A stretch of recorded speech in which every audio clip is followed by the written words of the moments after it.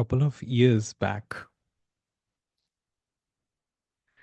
my daughter asked a question. She said, Papa, tell me one thing.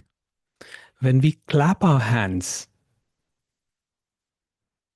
where does the sound come from?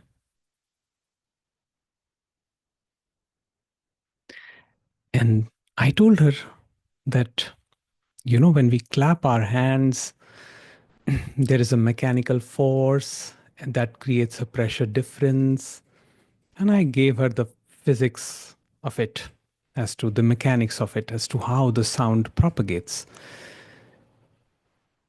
But she says, no, Papa, you're not understanding what I'm asking. She says, I'm asking you, where does the sound come from? Again, I try to give her an answer, making it more convincing this time that you see the mechanical force, the clap of hands, and that is where the sound comes from. And then she gives up. She says, Papa, you're not understanding. I'm asking you, where does the sound come from? And that was the moment when it hit me what she's asking. I was giving her the mechanical cause. She was asking something entirely different. She was asking me, where does the sound come from?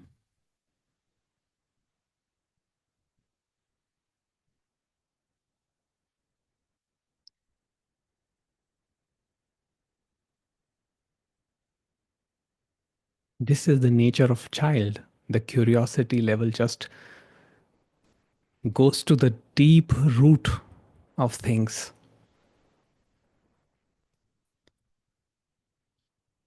But we get caught up and we get fixated on an intermediate cause of things.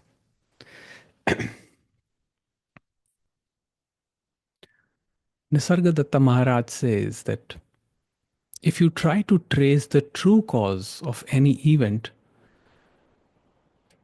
you will reach the beginning of the universe, into the nothingness.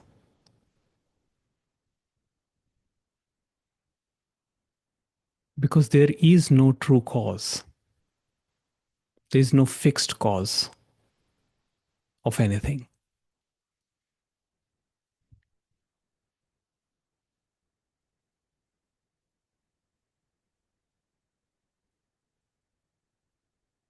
So the sound comes from the same source where everything comes from the nothingness, from the empty fullness, from the noumenon.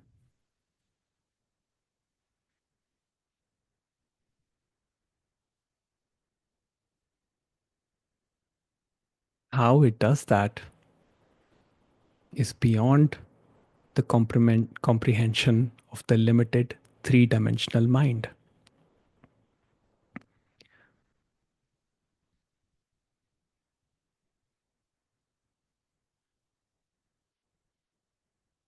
Let's spend a couple of minutes in this silence and explore its vastness.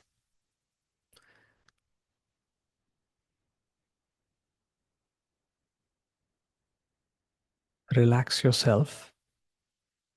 You can keep your eyes open or closed as you wish. Make sure you're comfortable.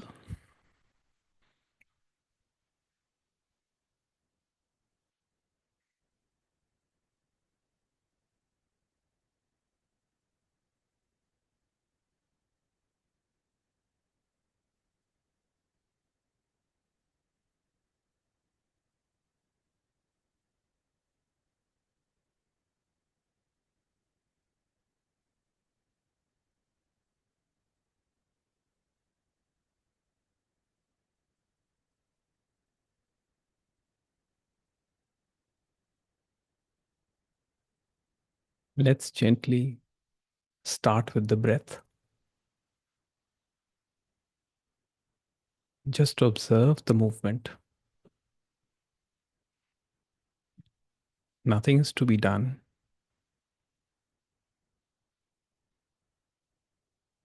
No force, no alteration.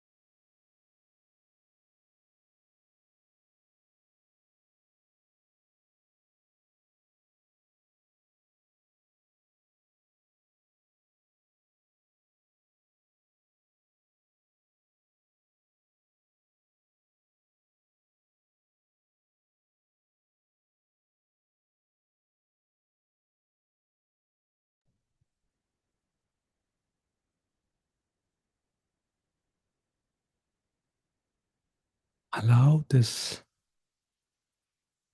awareness to expand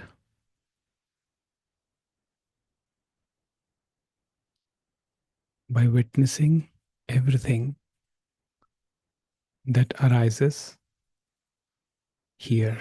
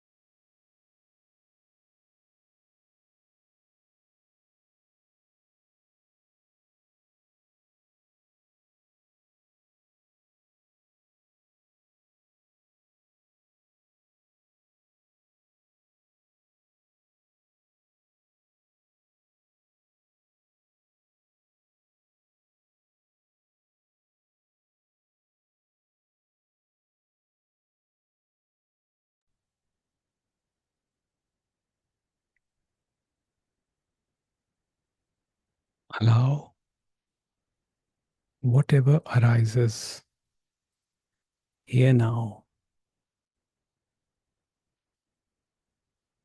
every thought, feeling, or sensation is whole and complete.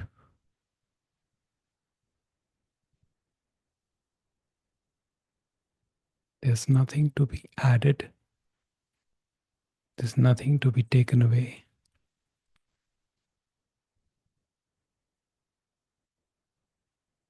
Allow for the watchfulness to arise.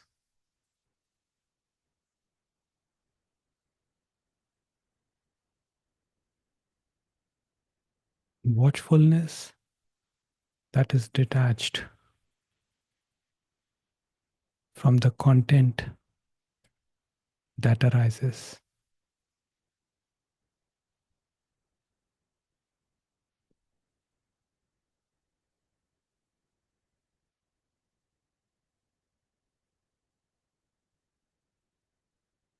You are not the thought, but the vastness in which the thought appears, plays, and dissolves.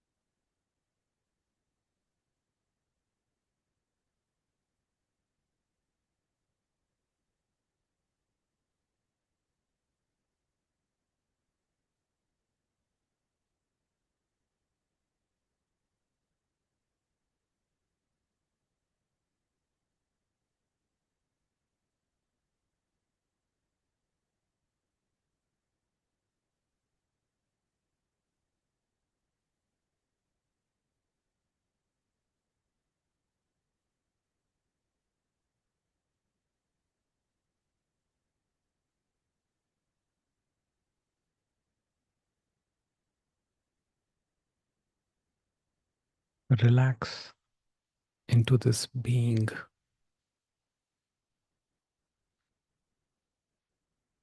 which is the groundless ground of all experiential awareness.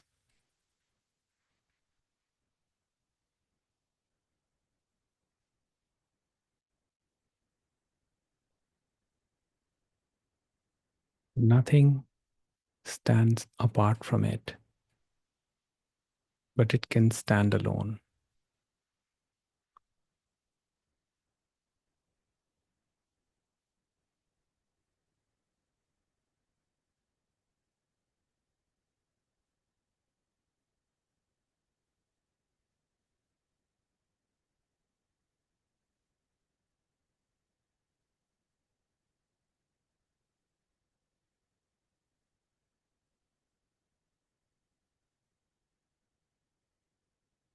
You can open your eyes now,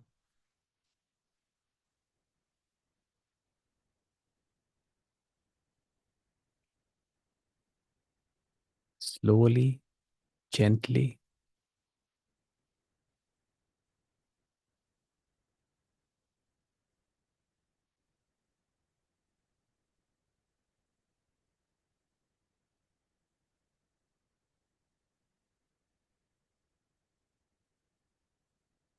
This spiritual journey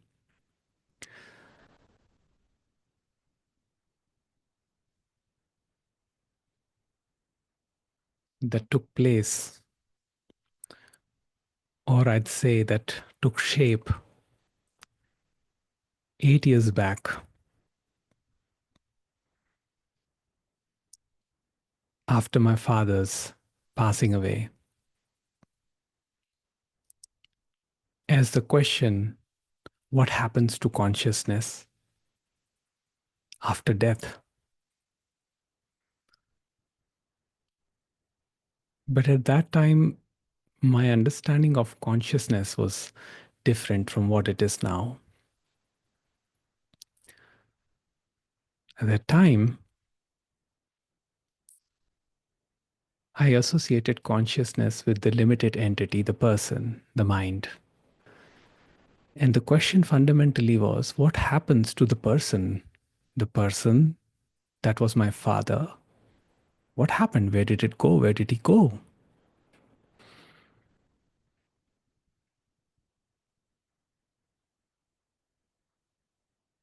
But then three insights happened, which brought a deep understanding, which basically dissolved this question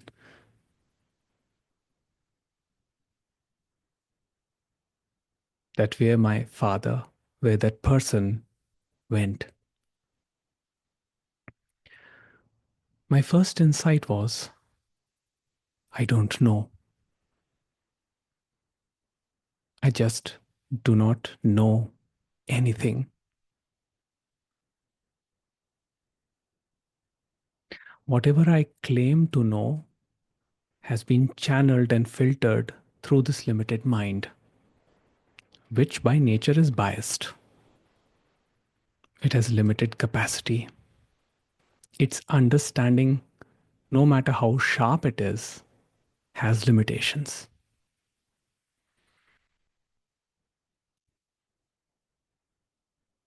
My second, well, I'm saying my, but it wasn't my understanding. The second insight that happened was I can't know. No matter how much I try to figure out relationships, life, my understanding will always remain limited about everything.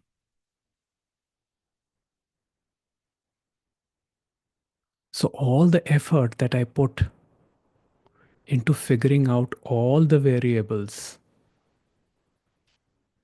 to sort, quote unquote, my life, to make sense of it, to understand it, is all futile.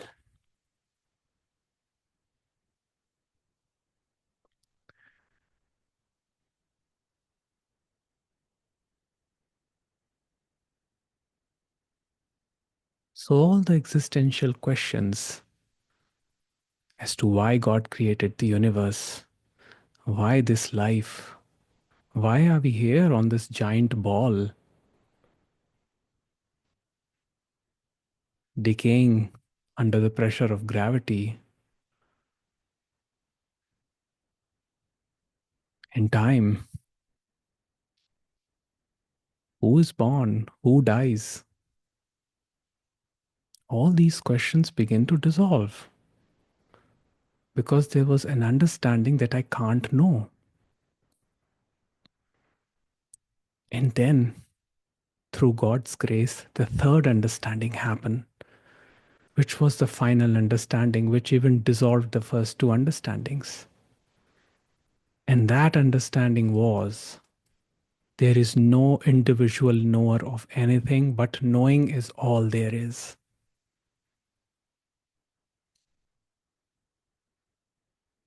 It ended the seeking, it brought the mind to rest.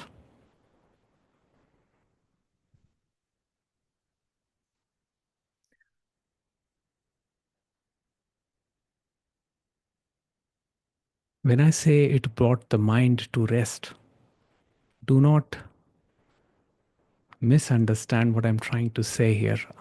I can be quite a troublemaker.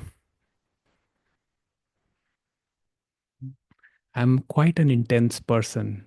My personality is not easy to deal with. For most people, I can be a troublemaker, but I don't live in time, horizontal time. That can be curse for some, that can be beauty for others. I just live in the moment. And that happened, which means there was complete acceptance of whatever happens in the moment. Many people left, new people came. Whoever came was welcomed with love. Whoever went was sent with love. The door always remained open for people to come or leave.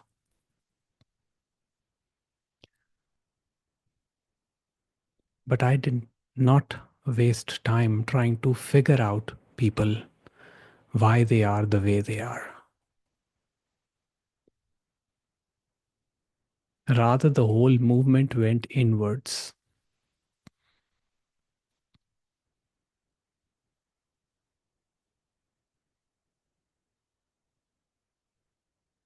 And it kept resting into peace.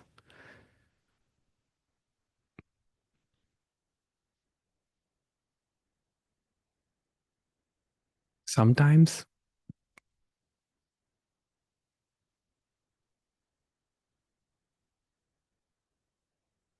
some people I know say that I can be very insensitive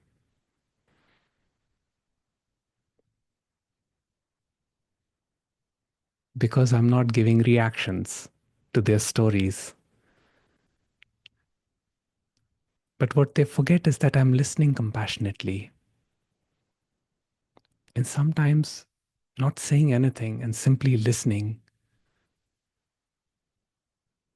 is the greatest gift one can offer to another.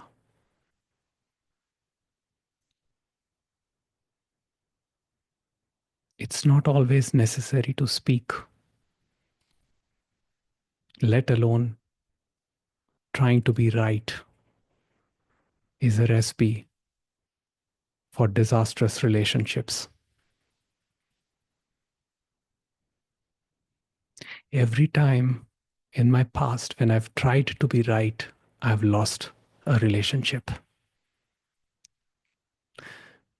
I did prove myself right, but I lost the person.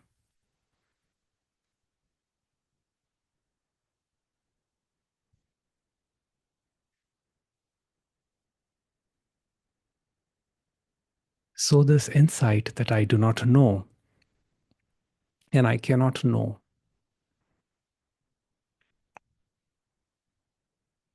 brings the mind to rest. And that's one reason I do not watch news. I do not read newspapers. I do not watch romantic movies anymore. I like to watch old classics, English classics, Hindi classics movies.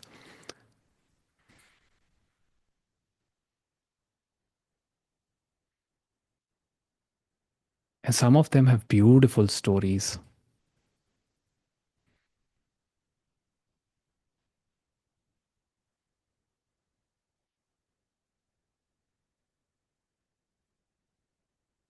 But I do not watch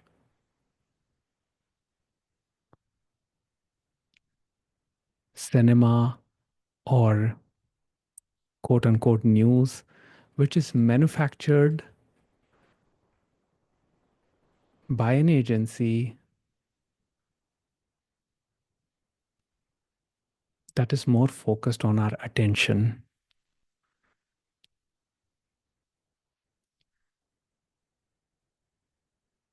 I remember when we were kids in our grandfather's house, we had a CRT TV, the huge bulky TV, and we had to get up and switch the remotes, switch the channels manually. There were no remotes. And in the evening, there was a slot between 9 to 9:30 p.m. where the news would come. And the anchor would just sit with a straight face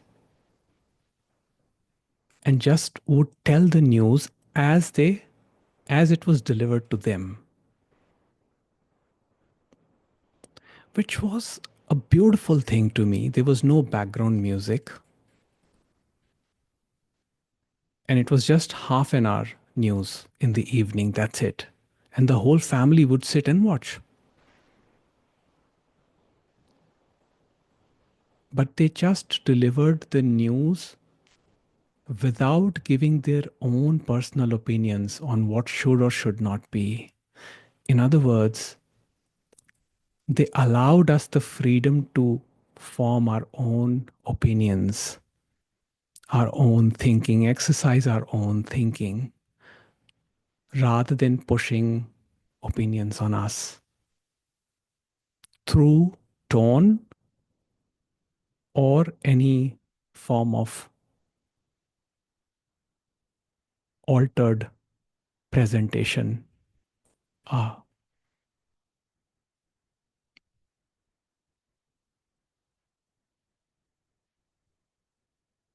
that I thought was a beautiful format, but because it allowed us to think. And so has been has been my experience with spiritual teachings, where teachers would simply give pointers, but they would not go beyond that and would give us the freedom to examine things on our own and come to our own conclusion.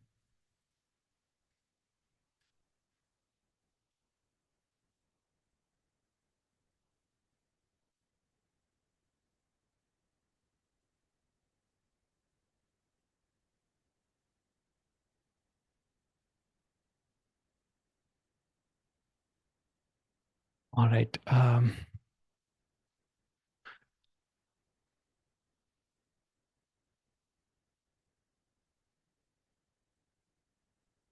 We have a message from Bodhi Martina. She says, "Good morning from Baja, California.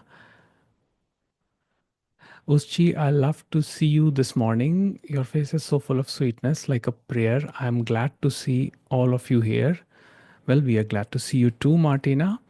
A beautiful way to begin the day. Thank you, Jagjot, for sharing this lovely story of innocence. In this meditation, a thought arose. A question: where does the thought arise from? I could find no source in the sense of vastness. Precisely. There is no independent source in the vastness. Vastness itself is the source. where the thought arises. And the thing is, the thought is also the same substance as the source. It is not, then there is no two, Advait.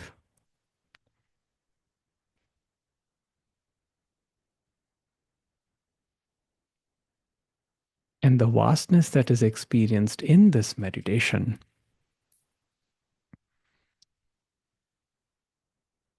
is peace, is our most natural state. All right.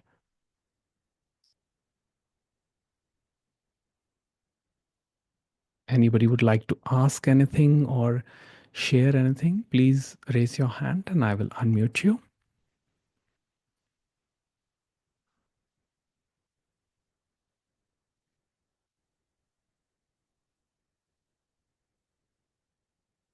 Okay, just one moment, Yachna. I'll come to you. I just need to read this one message here. So Ashita says, "This is my first time joining this space. Wanted to know if we can share our personal stories and ask current doubts and challenges."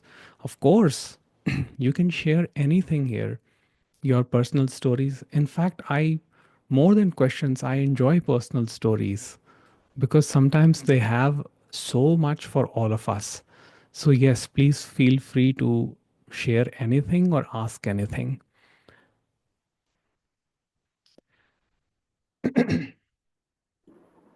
Yes, Uh, Yachna. Hi. yeah. Hi. So I don't know for what reason in today's meditation I was kind of lost. What I experienced as unconditional love like 2 weeks ago, I couldn't experience it today because I have.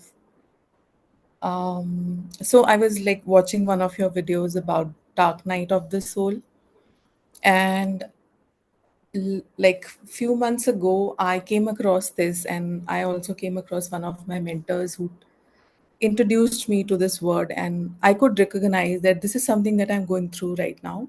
Mm. And of course, like I was in a job and it all fell off.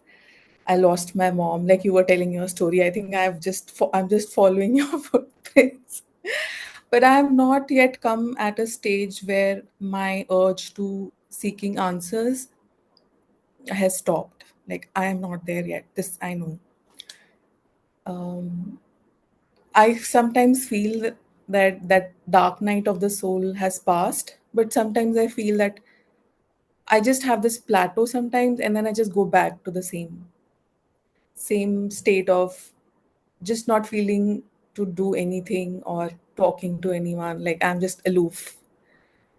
Um, and I'm also doubtful sometimes that where I'm heading to, is it an illusion, or how do I give meaning to what my last 40 years of life was?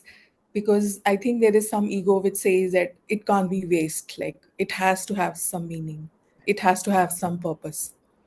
And then there is another thought which comes that, people ask me that what you are doing in your life and why you are choosing to do this, like after 40 years.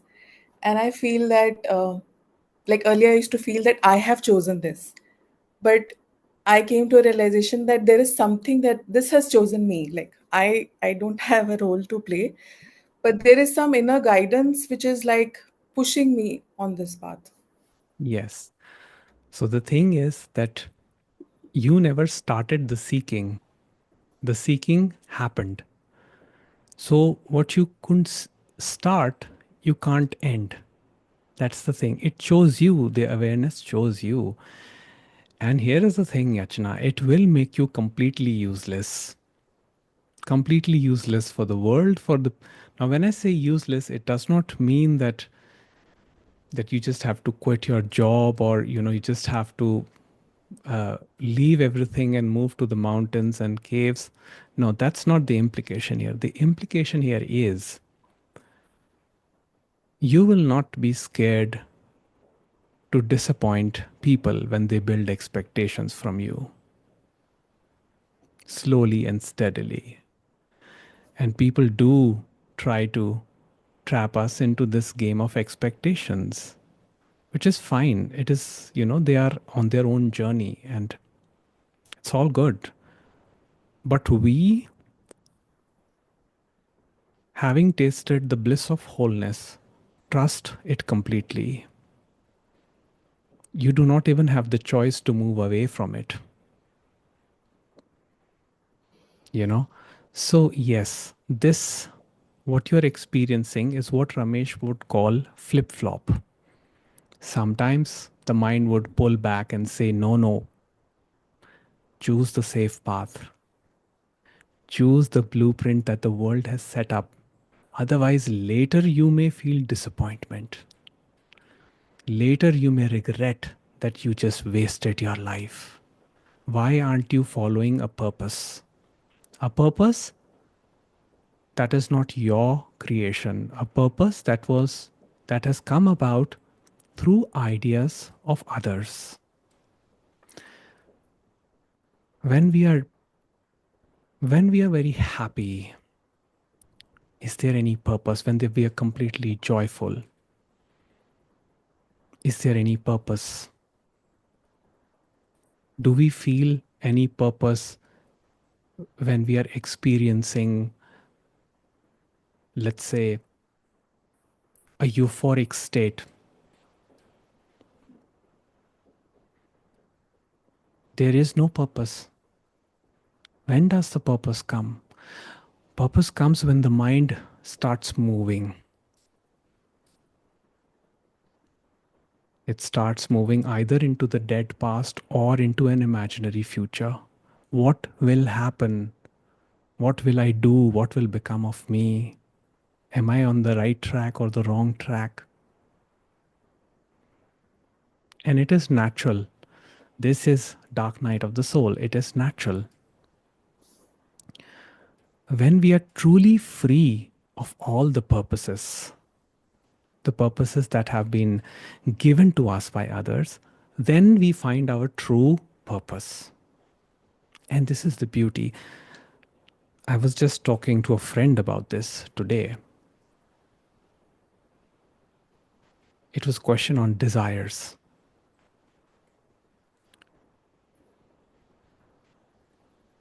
When our desire is earnest, that means when we are moving, truly moving in the direction of wholeness, when the desire is to be the wholeness, then the universe gives us tremendous amount of energy to move forward. Because that desire no more remains a personal desire, it becomes the universe's desire. But when our desire is limited, let me invest here and make money here, or let me put my child in a better school, or let my husband get a promotion, or let my wife start her business, which is all fine. There's nothing wrong with any of this, and these things will happen. But when the mind is completely identified with these intermediate goals, the desire is limited. It will bring happiness, but that happiness will be temporary. And there will be upscales and downscales. That means the business may take off, you may feel excited, thrill, happy, but then there will be a downward curve too. There will be suffering there too. But when the desire is total, which means when the desire is not from the limited self, but it comes through an understanding that my drive is towards that which is infinite, then universe gives us tremendous energy. So I would say trust the universe.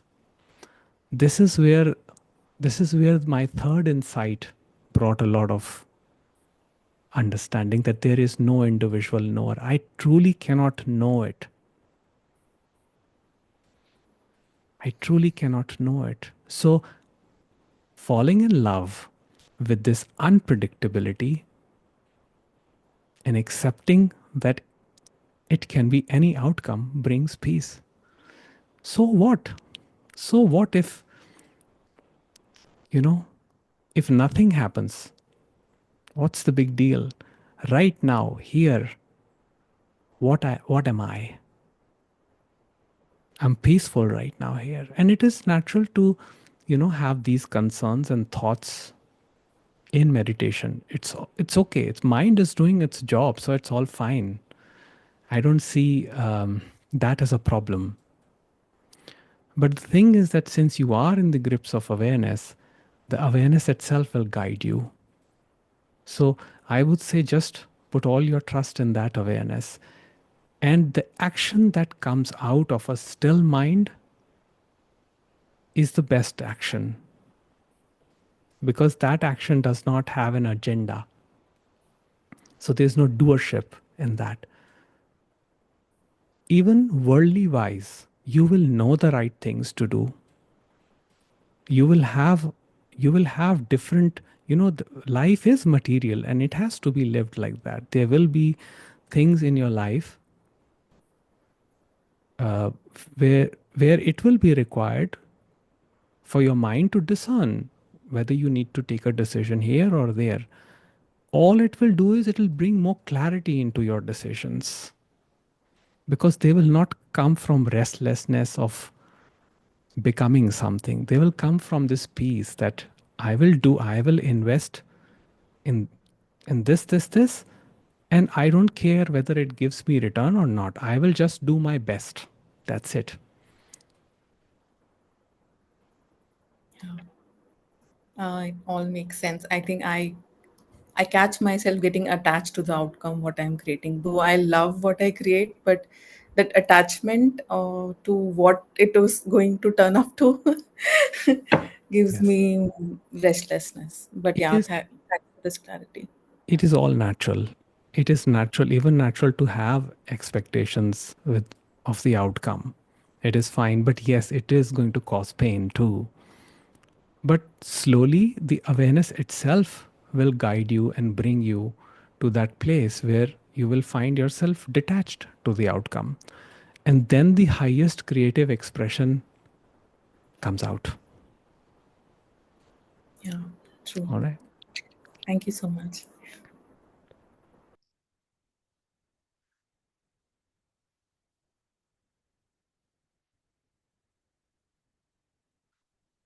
All right.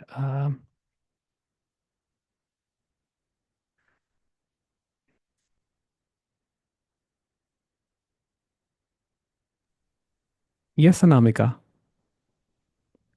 Hi, Jagjot sir. Hello. Thank you Hi. so much for the session. I am just like, whenever I hear you, and in fact, today only I was watching this video of yours where you talked about being useless for the world.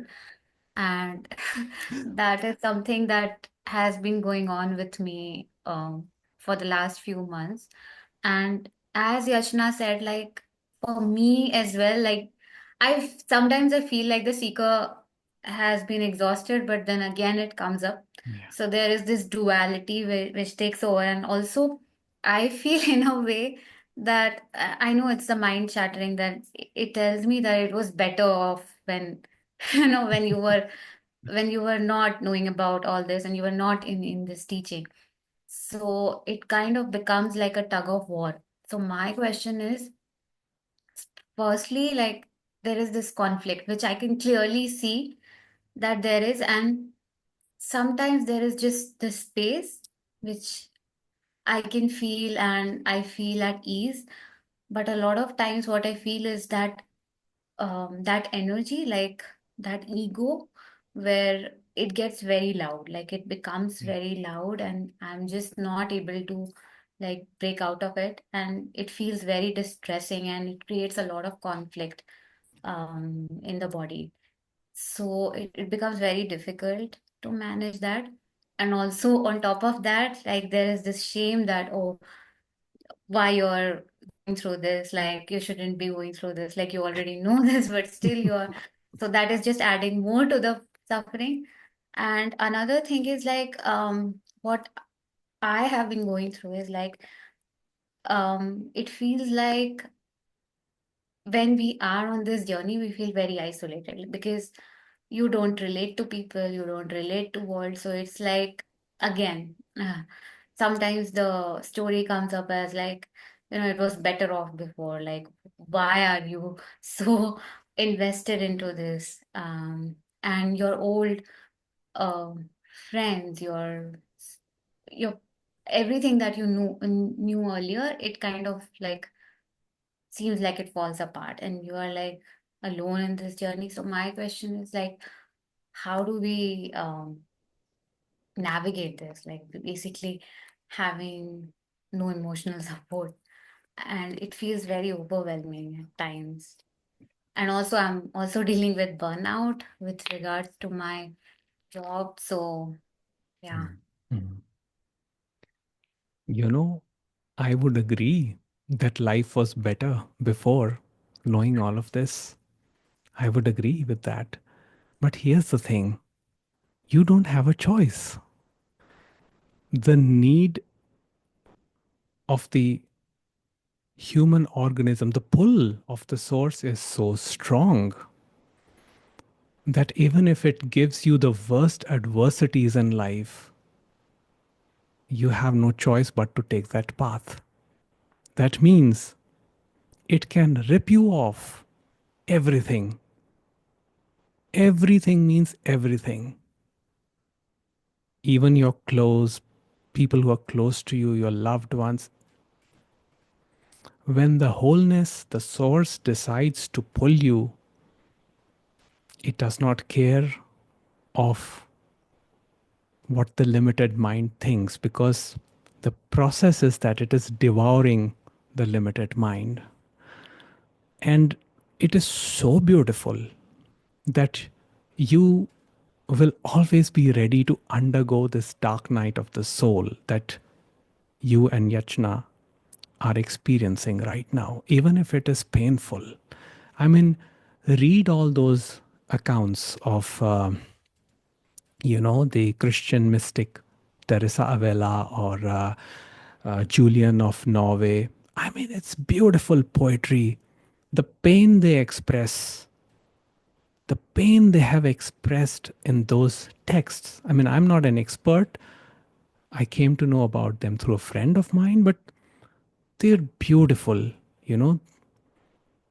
In fact, even if you see Sufi mystics, they would sit at the door of the mosque and cry from morning till evening. Just cry. And there was a story, I think it was told by Osho, about a seeker who stands at the door of a mosque and says and cries, "Please, Lord, open the door." And the door was open. But he says, "Please, Lord, open the door." And that mosque was in the middle of a market. So everybody would see this man and they would say, "He's gone insane. The door is open and he's crying, sitting there saying, 'Open the door.'" And day after day, he kept sitting there from morning till evening without food, water, and kept crying, "My Lord, please open the door. Why are you punishing me? Please open the door." So one day, a mystic, a woman mystic, was passing through that area and she sees this man on his knees crying, and she approaches him and says, "What are you crying for?" And the man says, "My Lord has closed his door to me. All I want to do is just enter, and he's not allowing me inside." And she looks at him and smiles and says, "My dear friend, the door is open. You go." And he gets up with a smile and says, "Thank you," and goes inside. That's it. He says, "I was just waiting for someone to tell me that the door is open." The dark night can end now, in this instant. It doesn't have to take years or decades of work.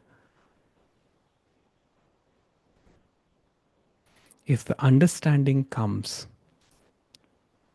that it is not me, it is not the individual that lives its life, but the life is being lived through that instrument that identifies itself as the individual, that itself can drop seeking.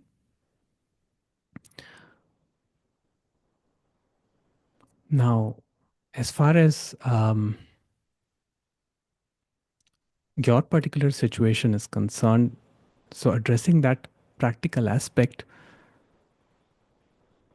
you can continue the job, the work that you're doing, and simply just bringing yourself to that place of peace, which is always available to you, will be helpful.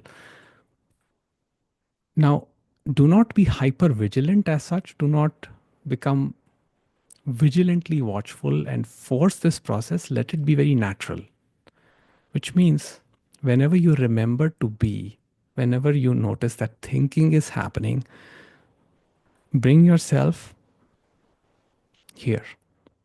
That's it. And you will slowly find that that becomes your nature. The mind becomes more restful, and as it becomes more and more restful, that pathway to wholeness becomes wider. So I understand the confusion. Unfortunately, there is no shortcut technique or or trick to bypass that. One has to go through the process, whatever process is there for the individual. But that's it. The confusion will slowly clear away, and you will experience more and more peace. In fact, your modality uh, in your work may change because of that. So, being open to the idea, to this unpredictability that things may change, will bring peace. Yes, I'm actually experiencing that. Like the things that were like so important to me, the modalities that I use, it now feels like it was important at a certain level, but now like the final understanding is like without like it was just at the initial and preliminary level, but the final understanding, and I'm actually going through that process where everything that I used to feel was important, now it feels like it's not very important, like the Yes. ultimate understanding is different. And Exactly. yeah, and also the point is that I can clearly see that it's so simple, like it's so simple, and yet like we add so much of resistance to it. Like it's available right now in this moment. It's not like we have to put in any effort for that, No. but the mind is so conditioned to like to be effortful to do. So that that understanding, I feel it needs to be more grounded so Yeah. that the presence is more deepened. And there is one more thing that happens is like which I have observed is the understanding that people think that, oh, when you are like on this journey you become very peaceful, but on the contrary, it's like you earlier you used to be like this giver and this it just brings out your shadows more Yes. to the surface. So True. yeah, so it becomes like a conflict sometimes that how can how can that happen, although I know it's actually a good thing because like it's showing us the mirror that like this is a part of you that was like suppressed and now it's coming up. Yes. And we just have to hold space for it. True, But it true. kind of becomes very difficult. Exactly. But that is total healing. That is deep healing because, Maharaj said that whatever comes to the conscious burns. That means when the mind at the conscious surface is clear, it is but natural that stuff from subconscious is going to come up, because it's like an iceberg. There is a small part at the top, but there is a complete mountain at the Yes. bottom, which is huge. And awakening is a crack into the structure of the iceberg. So there is already a crack. So crack is going to be painful. Yes. It's like all the anger, the all the ugly sides of you, Yes. resentment, and it's like so huge. Yes. And then what happens? As the iceberg gets cracked more and more, it dissolves into ocean. You see, it becomes the ocean. It is not separate from the ocean. It was never separate from the ocean in the first place. Just this realization was needed that it is not, it is the ocean. It is not the limited small iceberg that it thinks it is. And that's it. So that is why this process is painful. Whoever has gone through this, it is very painful. In fact, I think it is the most painful episode one can go through. And there are, I think, in the scriptures, there are hymns written on this whole, on this concept. But yes, the understanding comes and the relief comes, the peace comes, but it takes time sometimes, and we cannot do anything about it other than to let the awareness do the process in the way it finds best. That brings about, so the pull of the truth is so strong that we cannot even resist it. Yes. No matter what you do, it will pull you towards that journey. Yes. So all we have to do is like get out of the way. True. True. All right. Thank you so much. Thank you so much for these insights.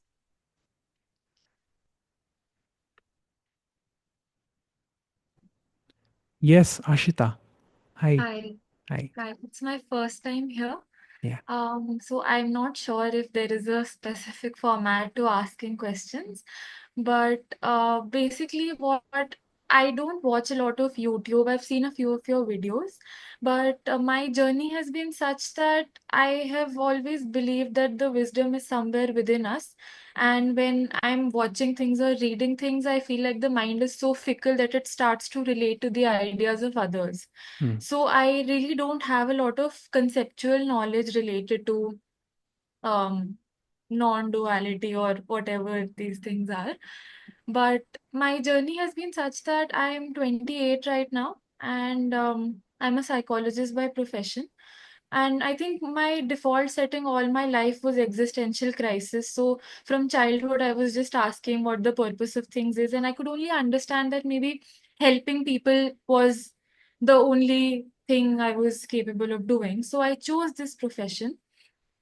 But on the way and with these questions and journeys, I sort of realized, I mean, I think I lost the desire to even do that. I've been ripping myself off of all the identities that I've built around and all the comforts. And I think there was no choice. It just sort of started happening like that. And on the way, I lost the desire to even help people. And like you were saying, that there is this no reaction state, and that came, and it was like I'm listening to people, I can feel their pain, but I don't want to react to it. Yeah. So that sort of, I think that takes away the only thing I was able to do before, which was helping people with words and my work. Yeah. And Going back 6 months, I think I surrendered completely. I resigned from my job. I didn't have a plan. I've been traveling on and off. the question now is that, and I'm quite okay with not having a career at this point. Like, I'm pretty open to just doing whatever comes my way and really being open to the unpredictability. Like, I've really been trying to sail on that. The problem here is that I live with my parents.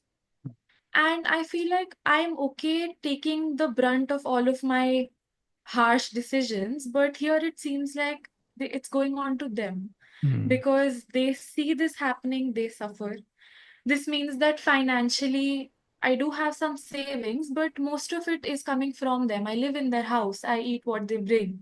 And it feels like this is not it just seems unwholesome because I feel like from whatever people prescribe helping people being selfless, I'm moving more towards being selfish, not wanting to help people and just being in my own zone. So sometimes I feel like am I digressing and going back a few steps? Yeah, I guess. Yeah. I think this is the first step where doership has dissolved. Doership to do good to others. When this question came to me a couple of years back, my first question to myself was, am I really capable of helping others? I mean, how integrated and sorted am I myself to actually offer help to others? Yes, I may have certain qualifications, but am I really, really compassionate to myself? And where this teaching now, non duality, I do not take this word very seriously. It is a concept for me. I mean, I have to put something on my channel, so I put the word non duality, but it is just a concept. And the concept is very simple because it has brought me tremendous peace. And the basic premise of this message is that my relationship with myself is first and foremost. Because if I'm happy, truly peaceful within, then only will I be able to be of service to anybody else. Otherwise, if I'm at war with myself, if my mind is scattered and is war, if different aspects of my personality are clashing, what compassion will I be able to offer? Yes, I will be able to offer the modality, the technical, things which are taught to me. But where will be the compassion? Where will be the joy of expressing? So, first thing is when this idea is dropped that I must help others, it is interference in God's work. I mean, who are we to help others? I do not talk or have any concern to help others. I'm here just telling my stories, my experiences. That's it. Because I know it is not in my control. And on the same lines, what expectations our loved ones, our parents built for us, I don't even have any control over that. I did not ask them to build expectations for me. They had ideas. I can offer compassion. I can offer, I can offer support if they want to. But again, I cannot build on their dreams, on their aspirations, because that would again be fighting with myself, right? So sometimes I may have to take a hard decision in life. Now, this does not mean that we must fight. We can communicate compassionately what the idea is. And I don't see anything wrong if you want to take time off and just contemplate at this stage as to what you want to do. Because some action will have to be taken, at some point. Because body and mind is designed in such a way that we have to work the mind and work the body. There is no escape from it. So you may have to pick up something, but I don't see any problem in taking time off and probably just answering practically. You may try to communicate to them that this is what you're going through. And meanwhile, make some arrangement for yourself, so that you can be comfortable yourself, because this is also important. I had to work in the corporate industry for over 13 years because at that time, I did not have the savings to do this work.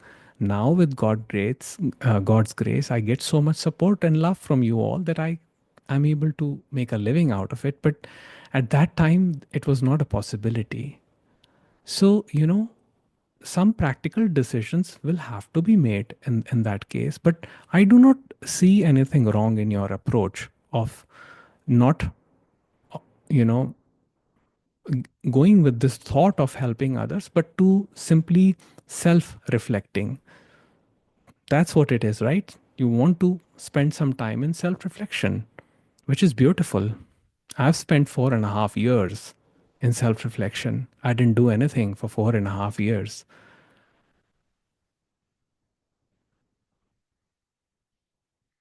Yes, please. 1 second.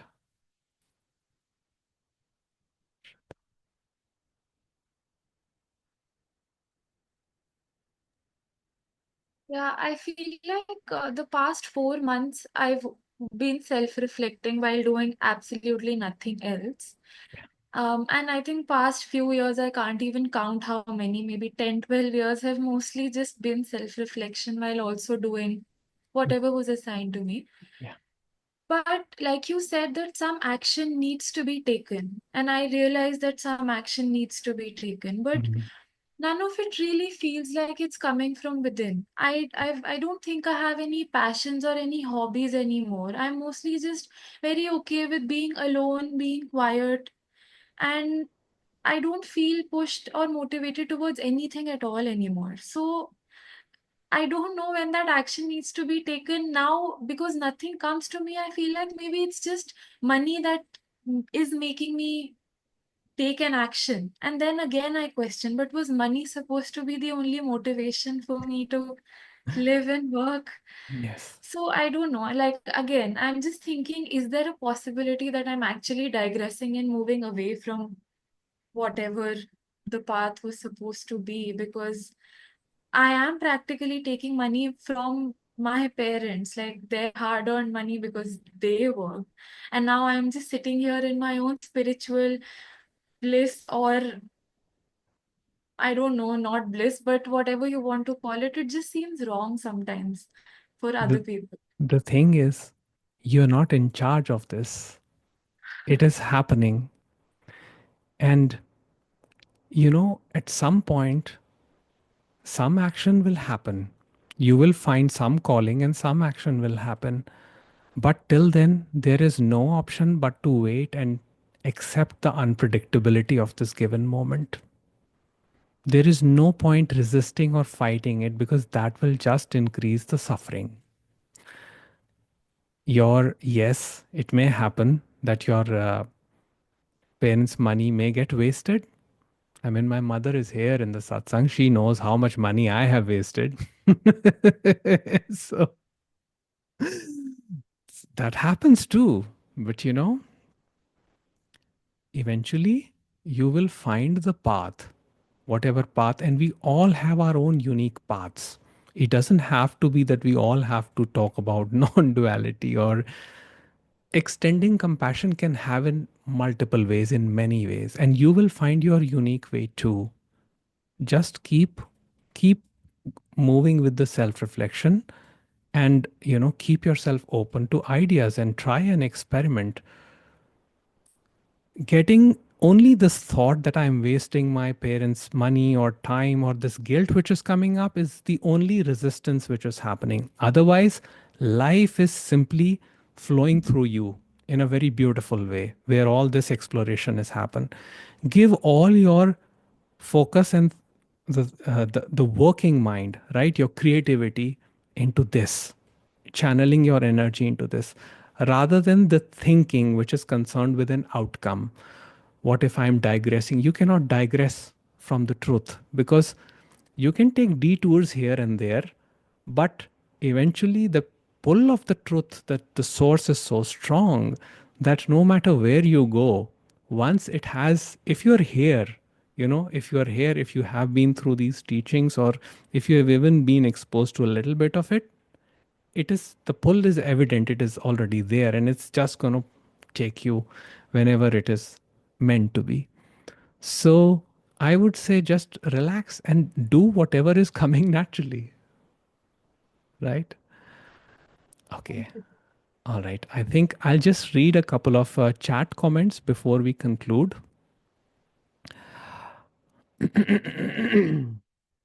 Okay, there is question from Vinita.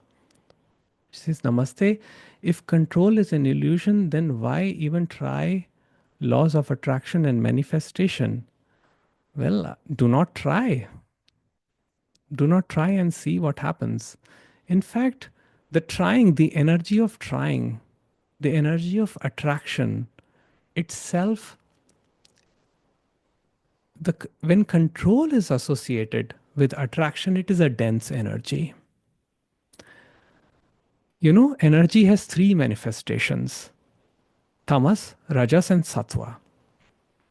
When there is a perfect balance between the two, that means tamas is the inertia, rajas is the activity, and sattva is harmony, the balance. So my idea is that when you use control, you may attract what you want, but it may not give you the peace, the happiness that you desire. It may give you momentary happiness. I remember a young lady from Mumbai once was so happy. She said, I manifested the love of my life. She was 21 or something. And she was so happy. She said, I have manifested the love of my life, and it's amazing and it's wonderful. And I was so happy for her. And I said, okay, wish you all the best. Then a couple of months, I get a call from her and she's crying and sobbing. And she says, my man is emotionally distant and this and that. And it's just, the relationship is completely gone now. And this is the whole thing. When we use control, we can manifest, we can attract, but we are going to attract what we are. If we are in tamas or in rajas, we are going to attract a similar energy. But when we understand this dynamic, when we create balance between the tamas and the rajas, we are in pure harmony.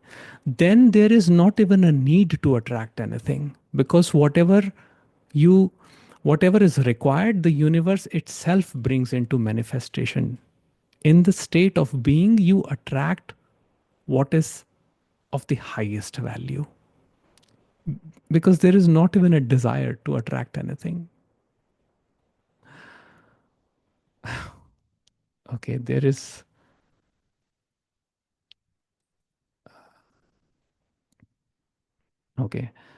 a question from Sai. I have come to an understanding that in the bigger picture, nothing matters, and I kind of lost interest in worldly pursuit. However, I have just started my career, so I am not able to give up my control fully. It feels like I'm acting carelessly if I don't plan out things at least related to my career, because I'm answerable to my family in this aspect. But what to do when every single plan of mine is shattered to the last bit every single time in every single aspect of my life? This has been happening, especially after I have realized the bigger picture. Yes. So what is this teaching you? The teaching here is that things are not in your control. And what is the understanding here? Understanding here is that do not refrain from planning. Plan. Of course, we are answerable to people and society, and we all have to make our living. And we all have to take practical steps in life to ensure our well being and safety. But there is a difference between working for one's well being and working for expectations of the others. So, a clear mind will give you this answer whether you are working really for yourself or are you totally identified with the expectations of your family, because this happens a lot in Indian families. We are too many people here and we are too much intermingled, and we always keep thrusting our ideas. There are aunts and uncles everywhere and they're always saying you must do this, you must do that. so so that's the thing. It is not that difficult. Plan, but plan with this idea that the outcome is not in your control. And when you do that, you will feel relaxed.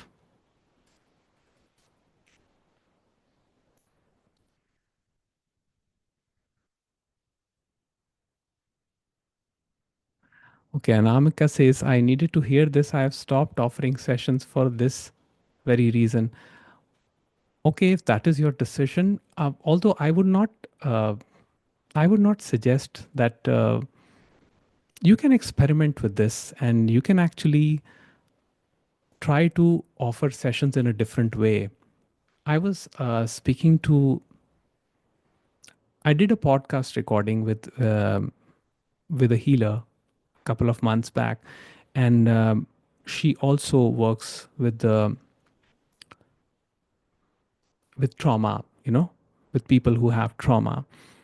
And actually, she started doing this.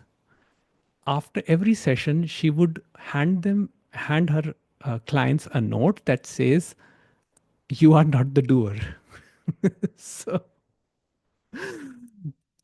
and she said that I'm taking it one step at a time. And yes, I have offered the modality which I learned in the traditional, you know, academic circles, but I'm also combining it with a deeper understanding, which can be a supplemental, which can supplement this whole thing. So you can try that ways too. Okay. Bastian says, does the environment impact on the experience of the dark night of the soul? Having a supportive environment. Wait 1 second. Is having a supportive environment important? Well, Bastian, you see, it is not generally in our control of what the environment is. Yes, a supportive environment would definitely help. But again, even with all the support, the mind can swing in any direction. When the mind is identified with the limited self, with the stories, it has this tendency to swing. And especially this happens in the dark night of the soul, where you experience the highs of highs and the lows of lows. It swings from one end to the other. So um, I would say that yes, if you have support, it can help, but sometimes we don't have any support. Generally, a seeker's journey is a lonely journey. It starts as a lonely. The seeker walks alone. Every seeker has to walk alone.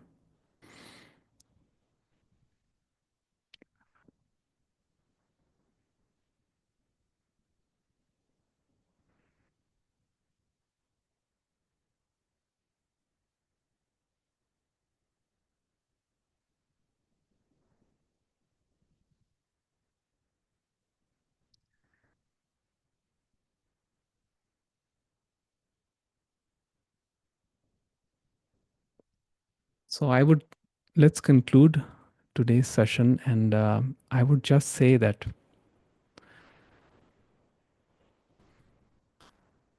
you are not on the wrong path. You're not digressing. You're precisely where you're meant to be. So keep that trust and take life each moment as it comes.